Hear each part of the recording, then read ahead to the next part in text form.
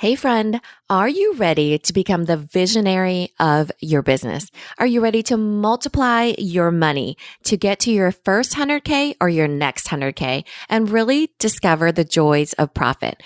Are you ready to stabilize your systems to really take advantage of all the opportunities that are coming your way? Are you ready to hire your dream team so you can step into the role of chief visionary and finally stop being the bottleneck of your business? Are you ready to increase your confidence in your decision making, your sales, and become recognized as a leader in your industry? Are you ready to take the vacation of your dreams, live the life that you want, all while knowing your business is running smoothly in the background? Imagine where you could be in 3 months, 6 months, or 12 months if you went all in on your business now. Would you take the leap? Take the leap, friend. Applications are now open for the Product Boss Mastermind. We're looking for serious product-based business owners who are ready to grow into 6 or 7 figure product-based businesses.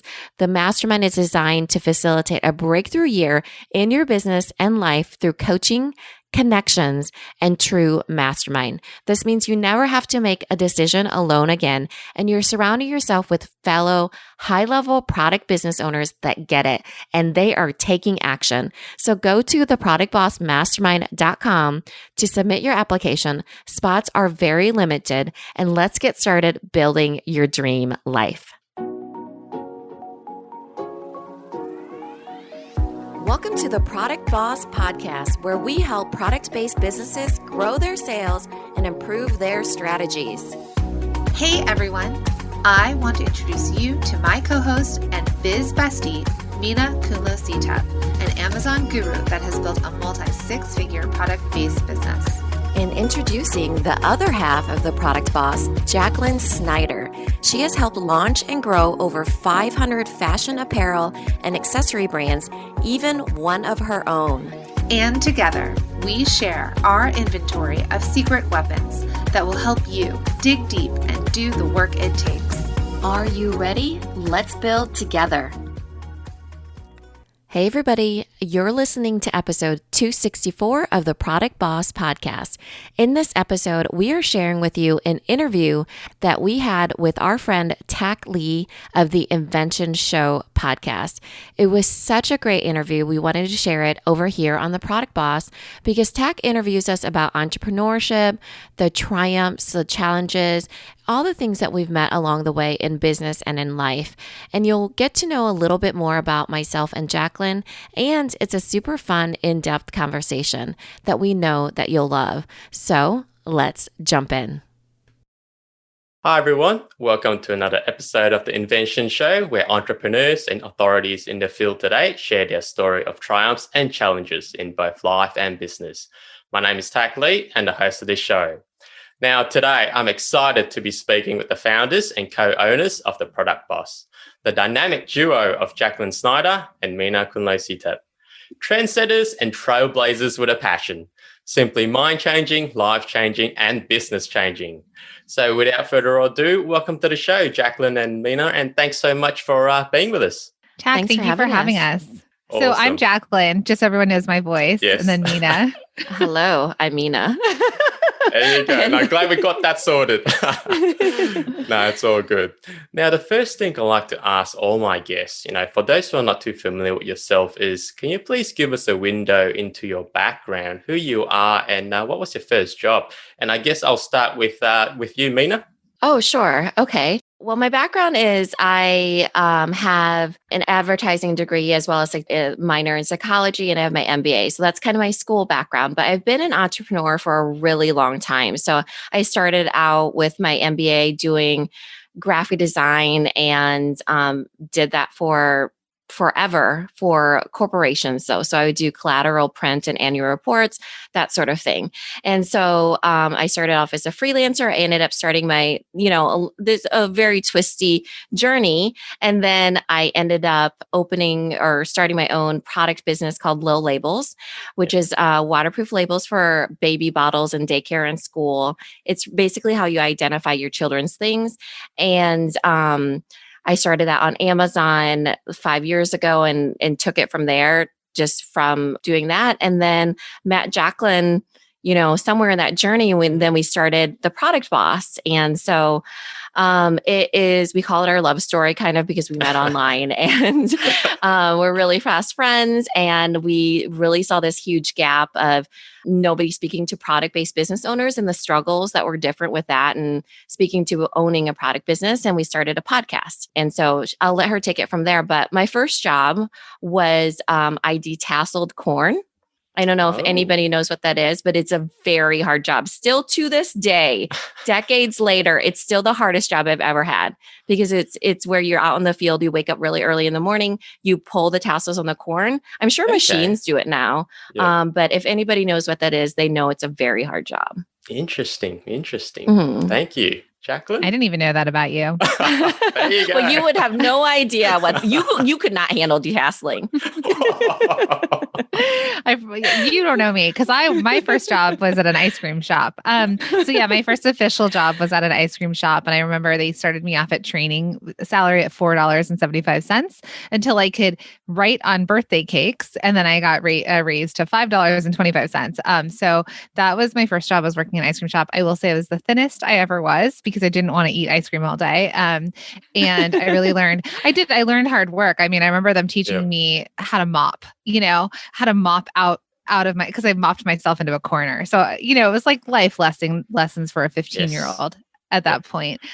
Yeah, I was 15. So my background is I am a fashion designer by trade, worked at big companies as a fashion designer, and very early on was given the opportunity to start my own company at 26, where I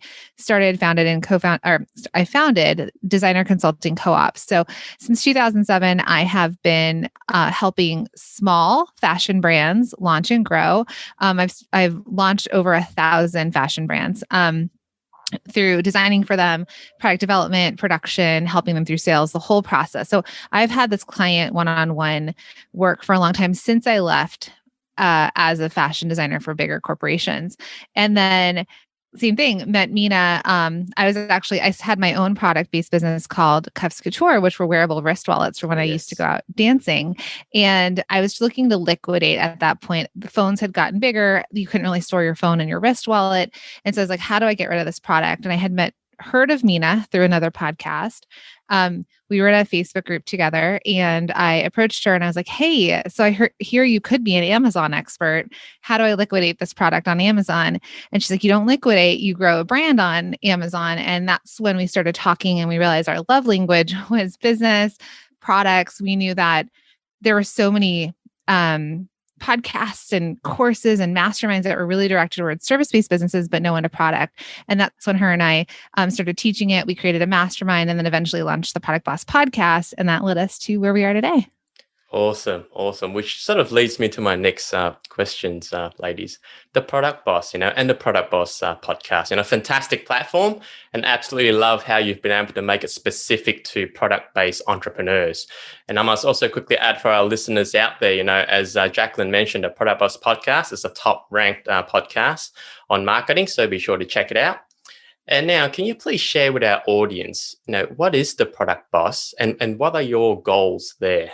Yeah. So the Product Boss is what we do is we help product-based business owners, whether they're from concept all the way through. We have, 8-figure product-based business owners that we're working with. Everybody hits some sort of bottleneck in their growth, no matter where they are. And our goal is to support as many small businesses as possible and to help them grow. I mean, even our 8-figure businesses, she's like, there's 3 people on that team. So it's still a small business.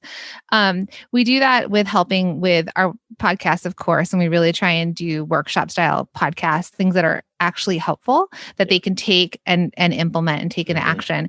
We also have our masterminds and our courses.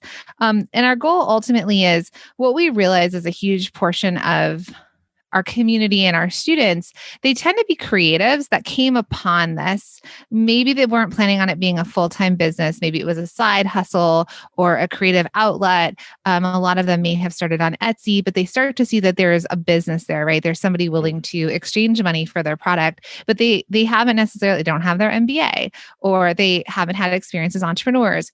And no matter where they are, they're in this growth. And so our goal is to really help transform their lives and using their business as that vehicle so they can create whatever life that they want which for each of us looks different, but by becoming financially secure with a business that they've created and grown.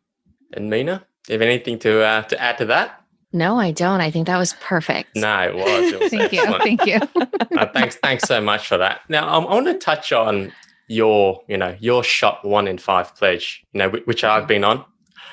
Now, to spend on small businesses with small business, especially in, I guess you say, in the current environment, I mean, any environment will surely make an impact. How did the shop 1 in pledge start, and how can people, go and make the pledge? Well, we really founded the pledge in the year of 2020 because we saw so many small businesses going out of business. Yes. And we really knew that in order to make an impact, the way that we could do that was by putting our energy into small businesses, because small businesses are the backbone of the economy. There's a reason why they're called that. It's because they are unparalleled when it comes to hiring, of making impacts in their local economies, which lead to their national economies, which lead to the global economy. And it really starts with small businesses. The small businesses are really where, even as a government, especially in the States, that when there's stimulus or loans or anything that happens in an economy, they start at small business. That's hence the backbone of the economy. And we really wanted to keep our small business owners that we worked with personally, as well as our whole entire community. We wanted to help them thrive, not just survive, but also thrive. And so we founded that on the idea of what is realistic. What can people do to support each other? So hence the 1 in 5, right? Shopping 1 in 5. So it's a pledge that is a commitment to shop 1 in 5 of your purchases to a small business. And so in order for people to sustain that, we thought, well, if you're out in your day and you make 1 in 5 of your purchases, that's 20% of your purchases to a small business. And really, we hope for more, but as we're buying gifts, as we're, going to our local coffee shop, online or offline, what can people do realistically? And we've really want to create this movement behind everyone taking that into their lifestyle. Yeah, no, I absolutely love the idea and know what you're saying with regards to small businesses.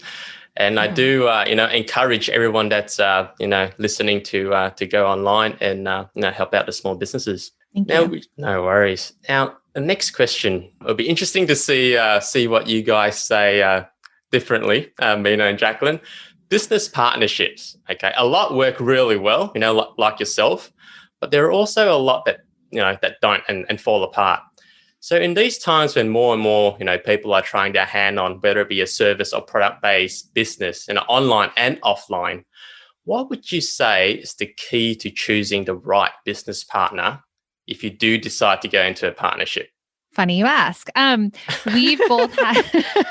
We've actually both had business partners in the past, and they haven't worked out. Designer Consulting Co-op, my other business, I started it with a partner. She ended up getting pregnant with her second kid, and it did not end well. And she kind of left me with the business. That was not my goal, right? I kind of feel like I fell into having my own business at a young age. And Mina also had another business, and a business partner also didn't end well. We were all younger. I think it ended fine. Okay. She got divorced. It, personally, it did not end well for her. Right. But we learned a lot. We were doing events for our local community, doing scrapbooking events. And it was great, actually. But it worked while it worked, and then didn't work when her personal life changed, right? She got a divorce, she moved away. It was just really hard. But did I learn a lot? Absolutely, right? So I think one fun fact about us, Tack, is that Jacqueline and I are actually complete opposites on the Myers-Briggs. So we do not share a single letter. I don't know if that's helpful or So it's a tract. Yeah, they do say that, right? But I do think that just us being aware that we approach things differently is what is the thing that helps our relationship. It's not the opposites or whatever it is. It's the awareness of that we are two different people that go through different things. We live in different locations. We offer each other a grace.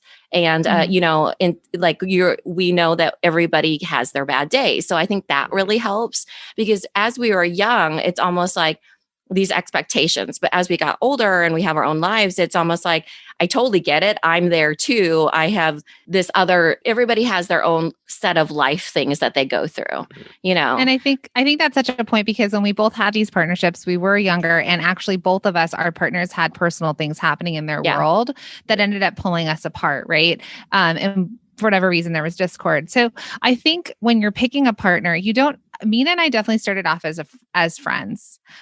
We spoke, but what we realized that we gave back and forth to each other versus lopsided, right? Not one took more than the other. So I think if you're looking for a partnership, first, it's to assess, do you really need a partner? Because a lot of times people feel like they need a partner because they don't know enough about something. I don't think that that's true. I think that it's more of really great, strong partnerships is that you've got talents in two different places and you can both bring something to the table. And exactly like what Mina said, because we're very aware of our Myers-Briggs and our Colby scores and all the things, and we're aware of kind of our personalities, we lift each other up with the strengths that we have, and we give each other grace on our hard days, and we're there for each other. So I think when especially women, at least for us two in this partnership, it's really just, it's giving each other that space, but also needing each other for this business. Like, this business needs the both of us, and that's how we've really built it.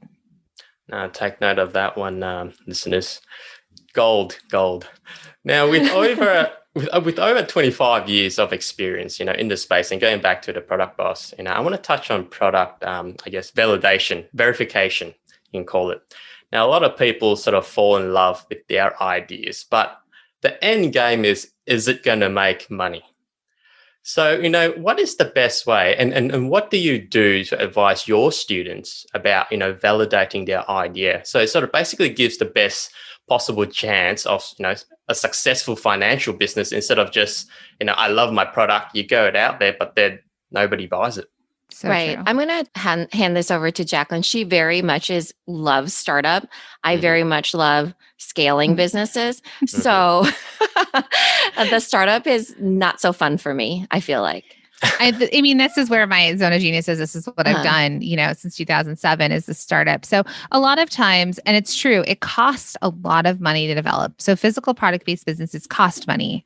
But, you could start a service-based business by, throwing up a website, having an email address, and letting a few people know. But a product-based business, there's investment and startup capital. So a lot of times I'll say minimum viable product, which is kind of what you're saying. An example of one of my clients that I've worked with, she wanted to make apparel for tall women.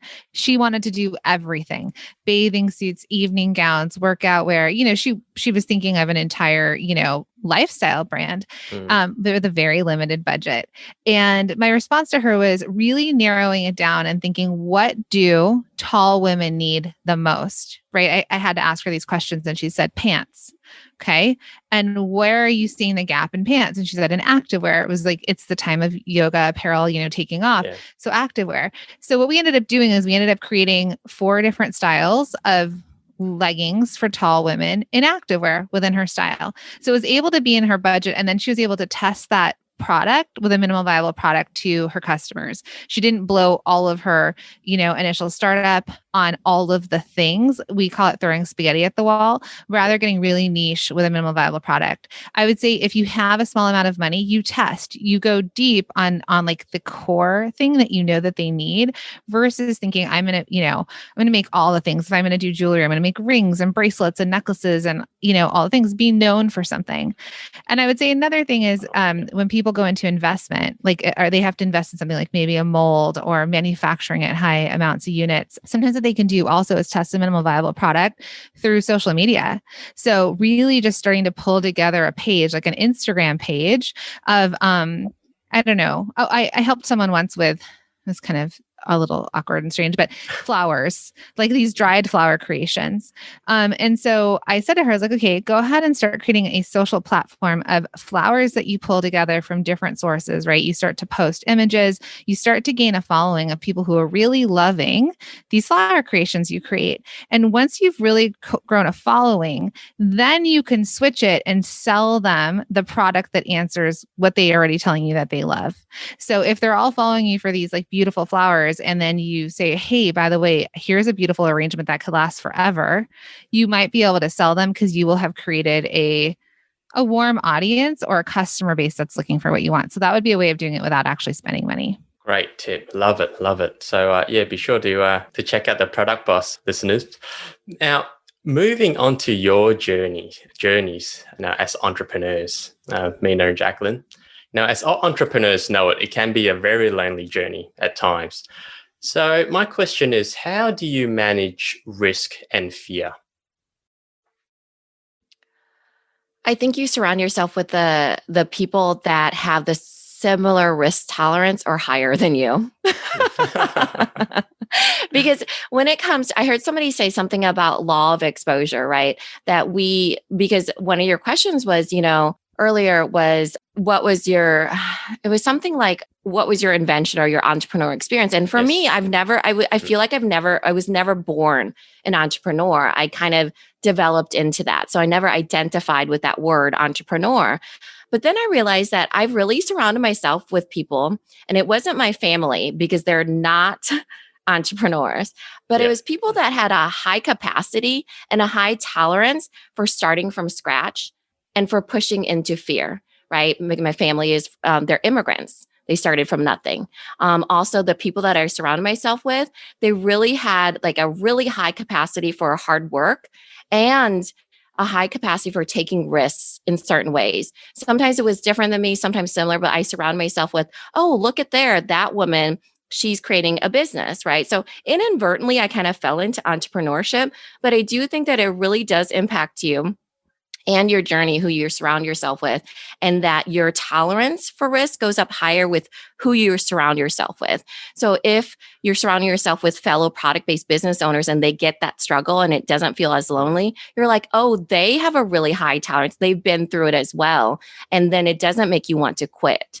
And I think that that's how I deal with it, knowing that I really am not alone. And, it really has to do with me stepping out of my own comfort zone and reaching out to different people, right? Something that's not very innate to me is like reaching out, creating these friendships, especially a lot of people online. They're like, can I really meet somebody online that I can bond with? Well, obviously I met my life partner, aka business partner, right? Like I call her my life partner, but it really is like we own a business together, right? So I think you have to kind of make that what it is and push your own self out of your own comfort zone. And while it is fearful, you do it anyways. Mm-hmm. Awesome. Jacqueline? Yeah, I kind of did this to Mina because she would never intended to be a coach. I had asked her and I was like, hey, we should start this. So I tend to lean on the visionary sort of like side of where I'm like big ideas. I always have a ton of ideas and what do I implement? I did come from an entrepreneurial family. I'm the oldest of 5 kids and 4 of us are entrepreneurs. So I think that we were really lucky to see those options and opportunities. But I do have a lot of fear, especially around money. I've been working through scarcity issues and for so long, because growing up in an entrepreneurial family, there are highs and lows in the way that we grew up.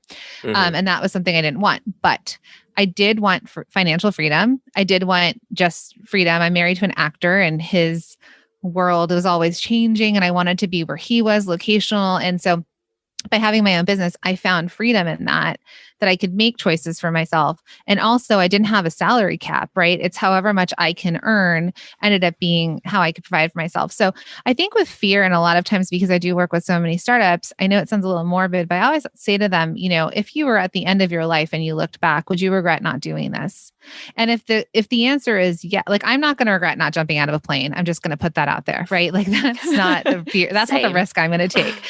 But starting a business or taking action on something, I get it. I don't think anyone should have to mortgage their house and put themselves into like dangerous situations. But there are definitely ways to tiptoe into entrepreneurship and this journey. Take these risks because what's the worst that's going to happen? Doesn't work out. You start another business. You go get hired again. I mean, that's ultimately the worst. So what would you say personally, Jacqueline, your biggest area of growth? Has been Yes. I would say scarcity for sure. I work with a life coach and she says my brain is one of her favorite. Take that as a compliment. She says it in a way. I'm like, I know what you're saying to me, but it's because I can hold two things at the same time, where abundance, like I understand abundance and that, anything is possible. Mina and I talked about it yesterday where if this didn't work, we would find another way to make money, right? We would start another business. We know how to make money, to be honest, in so many different ways, whether it's a product business that we've had, whether it's service, starting a podcast, whatever it is. But then at the same time, the scarcity level of like, it's all going to go away. And so I think what I've learned in the last, especially through COVID, because it was just such a time of self-reflection. My husband's a Broadway actor. He's not working, cannot work. That it was really understanding, like looking at that and then saying like actually leaning more into the abundance and not being as knowing that I could pick myself up. So what's the worst case scenario? So I'd say going from scarcity into abundance would be one of my biggest growth points. Powerful. And Mina? I think for me, it's definitely leadership. When I was growing up, it was definitely, you don't lead. There was like diversity, but definitely blending in, assimilation, and not standing out. So for me, taking the lead on something felt really uncomfortable. And so when 2020 hit, Jacqueline and I had opposite reactions. Mine was to pull back. Hers was jump right in. And so we had to balance that, right? Because it's something where it's unprecedented. People, got really stuck in their own thoughts. And for me, I was like, okay, I need to assess. And my assessment was like, let's just take a minute. Jacqueline's assessment was there's so many people. This was another thing that I never realized was that we're very much in the spotlight. There's lots of small businesses that were looking to us to lead the way. And I never had that before. So I thought, okay, I can do this. I can take the lead, even though I've never wanted to or been taught to. And I ended up, even with teaching, right? I never thought that I was going to coach, but I actually fell in love with it. Same with podcasting, right? So it's things that you don't actually push yourself to until something crazy happens. You meet this person named Jacqueline or, a pandemic hits, right? So leadership for me has been an evolving thing. I've learned to love it a lot more, but definitely it's something that isn't natural to me and that I have to offer myself a lot of, okay, Mina, you're still learning. It still feels hard, but it's okay. And kind of that self-doubt of it doesn't have to look a certain way. For me, it was like, oh, leadership looks like this. Oh, looks like a doctor. It looks like a lawyer. You marry this person. You have this degree. You know, that sort of thing. You have the American dream. And it felt different than what I'm doing it now, but that's okay. I'm doing it in my own way and I'm still impacting people's lives in an incredible way. And it's just different than what I thought that was like, which is better actually than that other version that I thought. Oh, that's awesome. Fascinating. Which sort of leads me to my next question. Turning point or point. When you look back at your entire life, your journey so far to date, can you pinpoint a point that changed everything for you, or is it more a collection of moments? I'd say a collection of moments. Yeah, a collection of moments. I think there's definitely one of the turning points for me. My daughter had open heart surgery and we lost her for like 15 minutes where they were doing CPR. And I think for me, that was super traumatic. So when we went through COVID, it didn't feel that traumatic, to be honest. Everybody was like, this is so scary. And I'm like, been through something harder. You know what I mean? Like it felt like everybody has their own version of trauma. And there's a lot of people that have the anxiety and everything still because we're still in lockdown and everybody has, fears and all these different things. And I think for me, there's been really pivotal moments where I'm like, okay, I went through something really hard. And so now I just feel less scared and I feel more abundant. And then I think the significant moments, like when you pinpoint them, it's like what I said before, it really has to do with the people that you meet in your life, and so putting yourself out there, you'll never meet those people when you're in a bubble. And I think that's something I've really learned is like the pivotal moments come really with the people and the connections. Wow. Powerful. Now, both of you individually, obviously very successful entrepreneurs. The question is now, what does success mean to you guys, and how do you define it in both life and business? Such a great question. I used to, and you guys have heard me talk now that it was about scarcity to abundance. Yeah. I used to think it was money. I used to think it was like, if I hit this amount of money, this revenue, I pay myself X, I've made it, right? But what we realized, and it comes with kind of all of the things we've been talking about in leadership and whatnot, was the impact. The money is like sprinkles on top of the greatest sundae you've ever eaten, but the impact to me has been the thing that has been the most significant. It's earth shattering. I don't even know what cliches to pull, but it touches our hearts so deeply. And we've been through a lot. I think 2020 was a time where we actually went through it with our community. We've grown our community. We doubled it last year. But also just the steps we took with them, and we did it together. And so when we've heard these stories of impact, of how it's changed lives of people who have had these pivotal moments in their lives because they've listened to the podcast or they took a course, Mina and I every time are kind of like, oh my God, blown away. Did we do that? Did we say that? Was it really us? Because I think, especially as podcasters, you're speaking into mics, into an audience that is there, but you don't actually have faces to them. And then when they start to come forward and then present back, writing us letters or letting us know what they've done, that's the stuff that I never knew that I would have impact in a greater sense, in this, one to many sort of sense. And it has been life-changing. So I would say that that's for me. I love it. Love it. Yeah, I think it's really similar. When Jacqueline and I first started the podcast, she's actually from the Valley in California.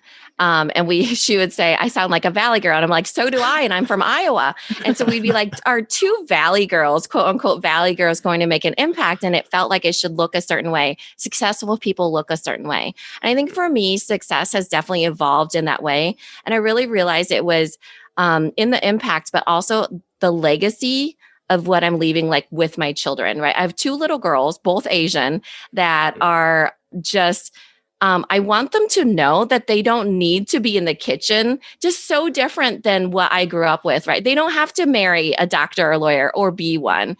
They can hire out for all their meals. They can be financially free. They just use their brains and their creativity, and their power for connection and whatever it is. So for me, it's been heard. Yeah, they can be heard, right? We weren't even allowed to laugh out loud.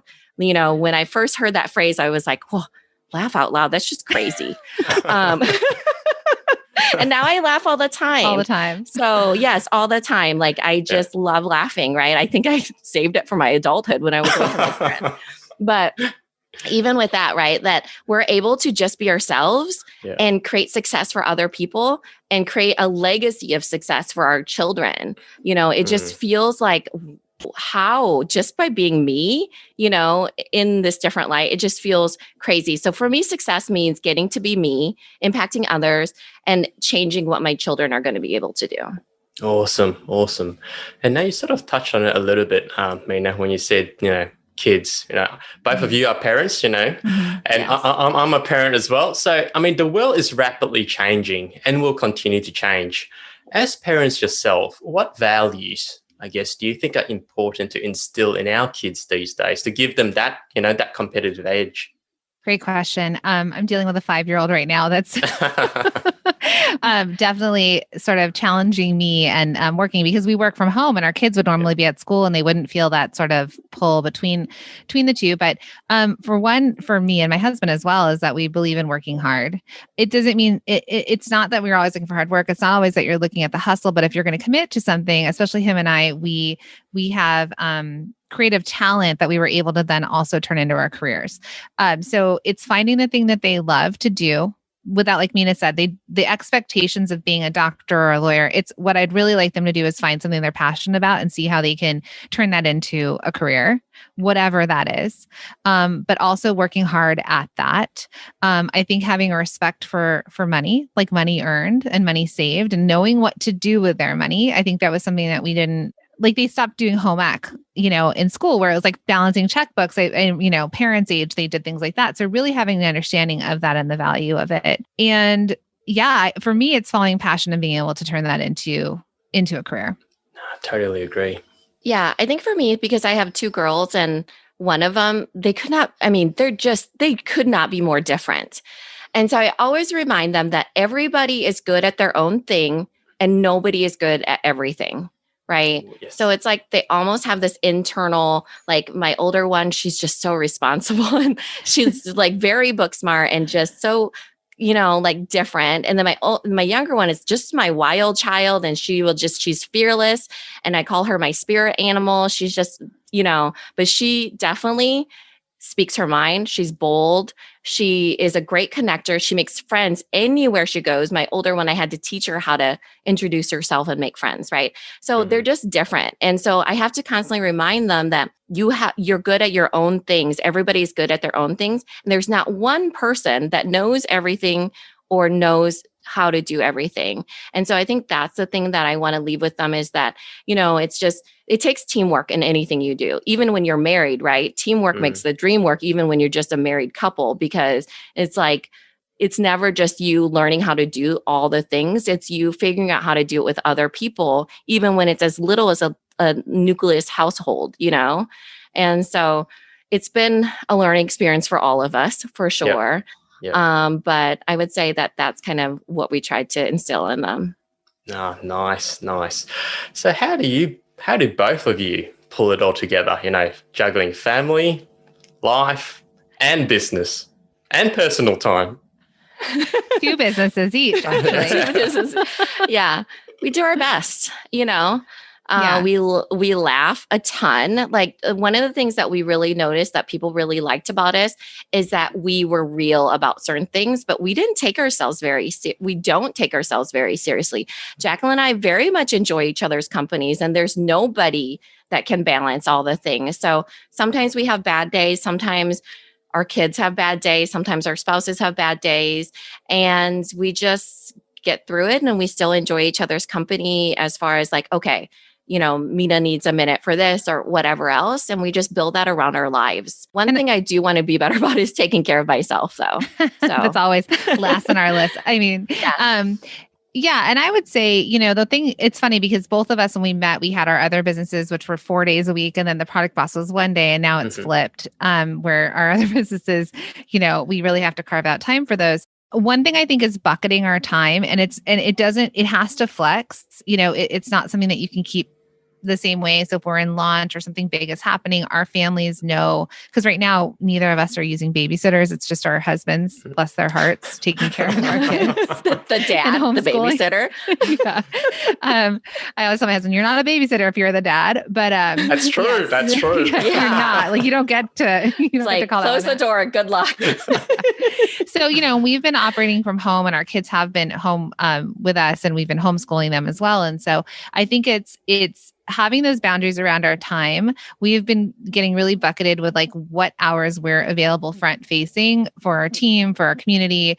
Then really being very focused with that time that we take off, that we do give it to our families. Also, we need to do the same thing with our other businesses, that we have to block that time in. And we've started recently, our team is putting in lunch and walk, or walk and talks, right? Because we're like, we need to eat. That's one thing we need to do. Because Mina and I will go through an entire day and not eat. We love and then to work, though. And we like to talk to each other. So instead, if we could take a walk and we're active and we're on the phone together, flushing through ideas or working, we just got off a business call, that we're able to do that. So I think that the main thing to tell everybody is like, it's not ever perfectly balanced. It's sometimes it is a seesaw, one's up, one's down, and that's okay because it's not permanent. It's a season. And sometimes it will feel in sync. You might find that, and it might be temporary, but you'll have it when you have it. So I think it's just a lot, still giving yourself grace as you try and do all the things. Oh, excellent. So Jacqueline and Mina, if you were starting a business right now, what problem would you be setting out to solve, and why? Oh, good question. I was starting my third business, Tack? Yes. I don't know. Yeah. Keep going. Do you have an idea? Okay. well, I mean, like, we always come up with ideas, you and I. I think actually kind of talking a little bit about does it have to be our own business or like helping someone start a business? No, can be helping someone. Yep. So my husband, he's an actor, Broadway shut down. And I've talked to him about potentially him coaching or modeling for men and dads like yourself, how dads can be balanced. So there's all these like mom groups, mom entrepreneur, like mom millionaire things. And when you look at the male version of this, they're either like full on business. Sometimes we call them the bro marketers. There's like they've got, who knows where their children are. Yeah. We don't know where their kids are. If they have kids, they have Lamborghinis behind them. There's that version, right? And they're like, this is my ideal morning. And it's so perfect. I'm always like, where are the children? Are their wives taking care of them? Like, who's doing it? And so I think it's that balance of having, male representation of that balance too, right? Of a dad that's part of their family, as well as that can have an ideal morning, that can still take care of themselves, that can run their own businesses. And it really is a real guy for 2021. So I think I've talked to my husband a lot about that. He's definitely not a coach, but I'm like, this is what you need. You need somebody who would teach you this. I agree. Okay.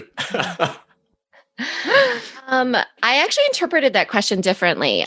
So for me, I feel like when I did start my business, Little Labels, I started with the problem, right? I started with, I want to fix this time saving, time every morning you have to label your bottles for daycare. And I was solving a problem. Well, with that, I produced a product and brought it to market. And it was great because I'm starting to attract the same people that need that problem as well. The thing with how big we're growing the Product Boss is that I realized that I probably, if I were to start a business, I would start with the person I want to attract. So instead of starting with this problem, it's more like the person. In this case, it's the person that needs to juggle all things, that wants to have a full-time business, that is building a product, and we're building that. So now we are building that. So when I think about like starting a business, well, I feel like I make the decision every week, I feel like, of what is it that I would do if I was starting a business? Because it's like, I'm working with all these different businesses. But I do think that when you start off, you don't realize that you attract certain people to you. And so there's a certain person that comes with every problem, right? So for me, I do attract, for instance, for the labels, a section of clientele that is willing to pay for convenience. For example, they also they don't care about customization, right? They might have 2 kids and they're like, I'll just write it really quick. They don't have the embroidered shirts, or they're not very Instagrammable in certain ways. So certain things, right? Yeah. So when you're attracting those people, I think you have to ultimately think about, okay, I want to attract this specific person, because even as I started this podcast, in this case, I push for myself and Jacqueline, we attract non-startup people because I prefer non-startup people. But Jacqueline's zone of genius is startup. So we balance that out, right? And so when we were starting the business, the Product Boss, we coached whoever. It wasn't until later on that I realized that I don't love working in startup because the mind shifts that have to happen, the money, everything, it feels harder. And it feels like a big pull energy wise for me, but not for Jacqueline. Right. So I would say, I don't know how to best answer that question as far as like business idea, but I would say that I would approach it differently than I have before. I would start with the person. That's why you guys work so well together. It is. Yeah. So what is exciting for the Product Boss at the moment? And what are you doing, to position yourself moving forward in this ever-changing world? Great question. We're definitely trying to become thought leaders in this space and be more well-known. There's not a lot of reasons. A lot of times, like, you said, we're top ranked in marketing podcasts. There aren't other product, podcasts in there in the top charts where we are.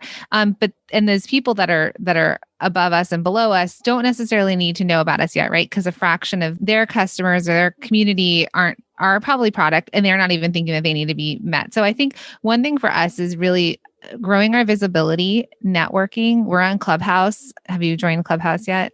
No, I haven't. Okay, we'll talk about that. I have. I think my wife created an account for me. Okay.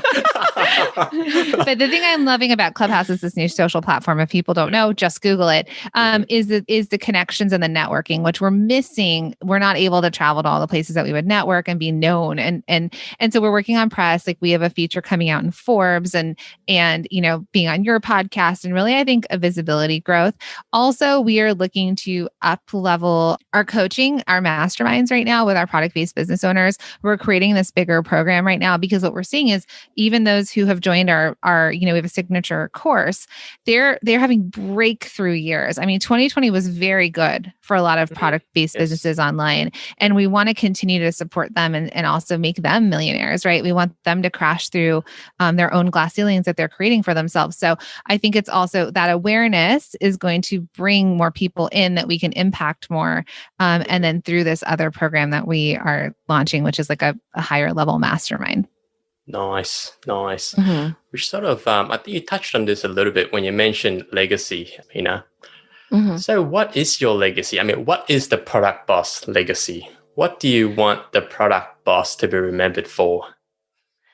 I think one of the things, and I was thinking about it already when you asked what we're excited about, the thing that I'm really excited about is this big platform that we're creating that normalizes certain things. Women talking about numbers. We also are we have a really inclusive and diverse lineup of podcasts and normalizing, shopping from Black-owned businesses, things that it will eventually evolve into something that just feels very normal. And so another thing too is that people are really intrigued by myself and Jacqueline, a female partnership. They almost want us to fight each other, there's this competitive nature that happens among women leaders that I would love to just disrupt and be like, we get along, we enjoy each other, we're companions for life. And I would love to normalize that concept as well, as that women don't have to be in competition with each other and they can make as much money as men and they can break each other's glass ceilings and, they can talk numbers and it's just a normal thing. And everybody has their own idea of success. So there's certain things that I'm super excited for. I feel like that is my legacy, is just normalizing certain things that didn't feel normal before, but in a way that we worked really hard. And one of the biggest benefits we have is a big platform. And what can we use to do that? And usually it's sharing the mic or it's casting normalcy on things that are like maybe not spoken a lot about or whatever it is, like numbers and women, especially in different cultures or whatever it is. But I would love that. I think that's the legacy I would love to leave. Excellent. Love it. I've just got a couple more questions before we wrap up, Jacqueline and Mina. And the next two questions is more of a fun type of question, and I just love the responses I get. And the first one is, if you could have a billboard with anything on it, what would it be and why? Oh my gosh. It would say, let's see here. I think for me, it would be us laughing over coffee. Like the two of us laughing over coffee and saying like, let's chat business. I think showing women wanting to talk business. It's not about gossip. It's not about, like kind of what Mina's saying. It's not about entertainment, but it's actually like sitting down around a table together, openly sharing over coffee, which is something that we love, and showing that it can be fun. Excellent. Mm-hmm. Yeah. Mina? Super similar. I thought it was going to be for life. So I wasn't thinking about business. The thing that first popped into my head is anything is possible. It was one of those things that this year has really taught us, is that, anything is possible in a bad way, but anything is possible in a good way too. When the inauguration happened, one of my husband said, I was telling my girls, this is the first time we've ever had a female VP, right? And it was super exciting. And he was like, no matter, what your politics are, that was the first time that has happened. And he was like, yeah, girls, anything is possible. And I was like giddy that day. They were brushing their teeth and I was like, anything's possible, girls. And then they were getting their clothes right. Anything's possible, girls. It was like, that day was about anything is possible. And it was actually everything I had wanted to teach them in that day. I feel like that they can do anything they want. So a big billboard that says anything is possible would be perfect. Love it. And now, what superpower do you wish you had and why? Oh, duplicate I thought myself? of this before. For me, it's cloning myself. I thought it was for life again. So I still need it. Children, both kids could get 2 of me. It'd be great. Mine is, I wish I could speak every language. I think there's lots of times, like even when I am around elders and things like that, I wish I could speak Lao and Thai and Vietnamese and Thai Nam and, even in that scope. To broaden up even bigger and to be worldly of it, I think that would be amazing because you could connect so many different people. And the reason why, my family ended up in Iowa, for example, was because a woman at a church spoke French and my grandpa spoke French from being in the, French war. And then for fighting for the French came together in Iowa. It wasn't because they spoke English. So there's this thing with language of connection that, you end up in different places in the world because of it. And so I thought that would be a beautiful gift to be able to speak whatever language. Awesome. Totally remarkable. Unfortunately, we have to work towards wrapping up, ladies, and super mindful of your time. Phenomenal shares and words of wisdom. Really appreciate your authenticity and willingness to share. I just have 2 final questions. First is, where can people find out more about yourself and the Product Boss? Thanks. That's a great question. So we are at The Product Boss on all social media handles, theproductboss.com. If you're listening to this podcast, anywhere you listen to podcasts, it's The Product Boss Podcast. Also, as we mentioned, Shop 1 in 5, you would head to www.shop1in5.com. And the Instagram handle there is at Shop1in5. Excellent. And for our listeners, I'll put those in the show notes. And secondly, what parting words of wisdom would you like to impart for our listeners? I'll take it first part because Mina's really been showing me up on these. I'm like, I'll plan myself. I'm like literally bug-eyed. Like, these are really hard questions. And you're so deep and like worldly. No, I would say that there's room at the top for all of us. We end all of our presentations in that, but I we say it to candle companies. There's room at the top for even your competitors and for you as well. So to remember that. Mm-hmm. Yeah. Ooh, this is a tough one.